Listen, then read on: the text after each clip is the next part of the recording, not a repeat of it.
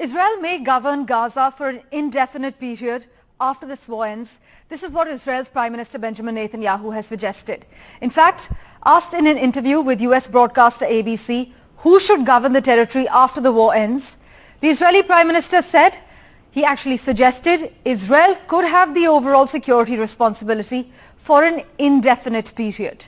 Netanyahu claimed, when we don't have that security responsibility, what we have is the eruption of Hamas terror on a scale that we couldn't imagine.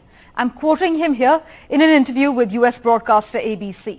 Now, US President Joe Biden had previously said it would be a mistake for Israel to occupy Gaza, while last month the Israeli Defense Minister had said one key objective of the military campaign was to sever Israel's responsibility for life in the Gaza Strip.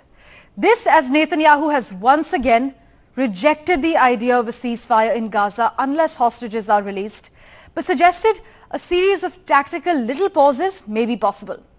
Israeli forces, meanwhile, said they had severed northern Gaza from the rest of the besieged territory and pounded it with intense airstrikes just yesterday, setting the stage for an expected push into the dense confines of Gaza City and an even bloodier phase of the month-old war.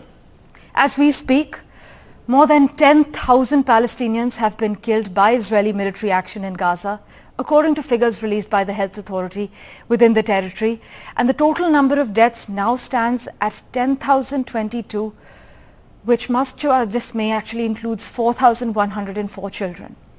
The UN chief has warned that Gaza is becoming a graveyard for children, and the need for a humanitarian ceasefire becomes more urgent with every passing hour. The Israel Defense Forces has said it is carrying out airstrikes against sites belonging to Hezbollah, meanwhile, in southern Lebanon. And Prime Minister Modi had spoken to the Iranian president over the telephone just yesterday, where both leaders had exchanged views on the difficult situation in West Asian region and the Israel-Hamas war as well. Now, over the past few days, Mr. Modi has spoken with the leaders of Israel, Jordan, Egypt, the United Kingdom and the UAE to discuss this ongoing situation in West Asia.